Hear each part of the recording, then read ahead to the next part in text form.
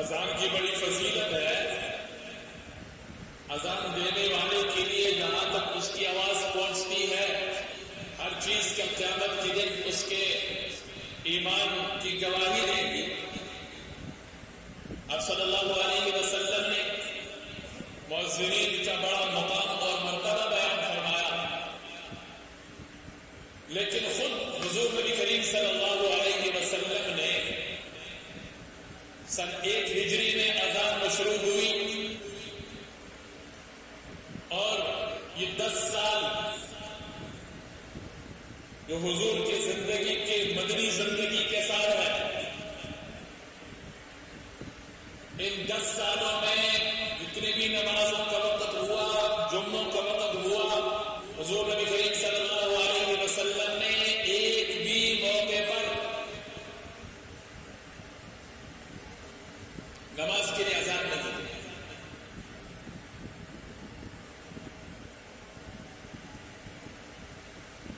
کیوں؟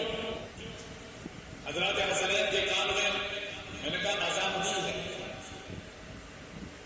لیکن نماز کے لیے اذان نہیں دی. وجہ اس کی کہ حضور نبی کریم صلی اللہ علیہ وسلم کا نمازوں کے لیے اذان نہ دینا یہ بھی امت کے ساتھ شفقت کا معاملہ ہے، امت پر احسان ہے، امت کے لیے رحمت والا معاملہ ہے.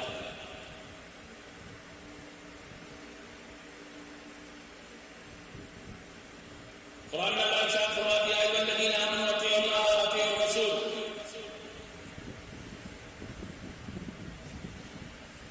دوسری جگہ ارشاد فرماتا فلا یؤمنون فلا وربک لا یؤمنون حتى يحكموك فيما شجر بینهم ثم لا یجدوا في انفسهم حرجا مما قضیت ویسلموا تسلیما.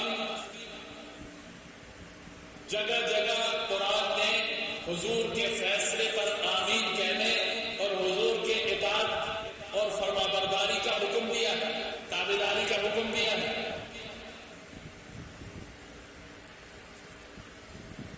اب حضور اذان دیتے اور اذان دینے میں حضور فرماتے حی علی الصلاۃ، آؤ نماز کے لیے، حی علی الفلاح، آؤ کامیابی کی طرف.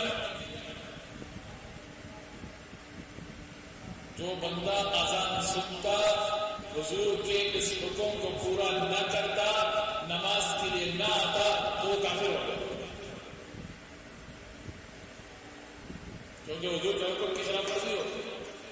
عام بندہ اذان دے اس کا اور حکم ہے، حضور کے اذان دے دے گا، حضور کے بلانے کا حکم اور ہے. اس لیے حضور نے ساری زندگی امت کی خاطر جو ہے وہ اذان نہیں کی. بہت سارے موقع ہیں جہاں حضور صلی اللہ علیہ وسلم نے بڑے بڑے فضیلت والے عمل صرف امت کے خاطر چھوڑے ہیں کہ امت کے لیے پریشانی نہ ہو، امت کے لیے مشکل نہ ہو، اور میری امت کے لیے جو ہے اس میرے عمل سے ان کے لیے کوئی معاملہ نہ ہو. کہ حضور کا امت کے ساتھ محبت بھی ہے، امت کے اوپر احسان بھی ہے، اور امت کے ساتھ رحمت والا ہے. اس لیے پوری زندگی حضور نے اذان نہیں دی. باقی جہاں تک اذان کا حکم ہے تو 5 نمازوں کے لیے اذان سنت ہے. بعض حضرات نے واجب کا بھی قول کیا ہے. امام محمد رحمہ اللہ تعالیٰ فرماتے ہیں جو قوم، جو علاقے والے اذان چھوڑنے کے عادی ہو جائے تو ان سے قتال کیا جائے. شاعر اسلام میں سے اسلامی حکومت کی ذمہ داری ہے کہ مسجدوں میں مؤذنین مقرر کیے جائے. اگر اسلامی حکومت اس طرف توجہ نہ دے تو پھر ہر محلے کی جو مسجد ہے اس مسجد کے انتظامیہ اور وہاں کے جو لوگ ہیں ان کی ذمہ داری ہے کہ مسجد کی اذان جو ہے وہ وقت پر ہو اور پابندی کے ساتھ.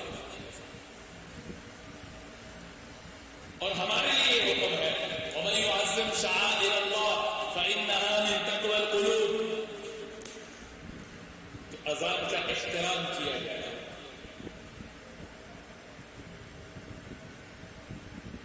یہاں تک حکم ہے کہ اگر ہم تلاوت کر رہے ہیں, اذان شروع ہو گئی تو ہم اپنے تلاوت کو روکیں. تلاوت جیسے بڑا ثواب کا عمل اذان کے ہوتے ہوئے اس کو روکنے کا حکم ہے. تو جو باقی ہمارے گپے چل رہی ہیں, ہماری جو باتیں چل رہی ہیں, اس کا بھی طریقہ اولا حکم ہے.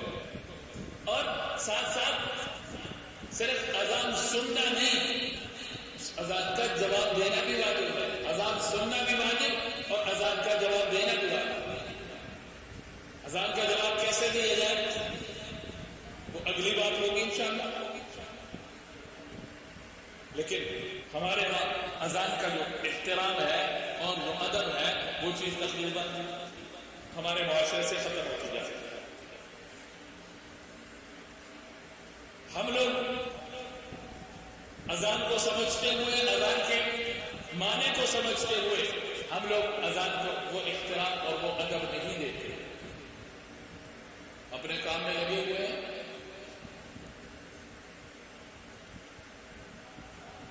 اسی طرح اذان کا جواب دینا اور اذان کے بعد اذان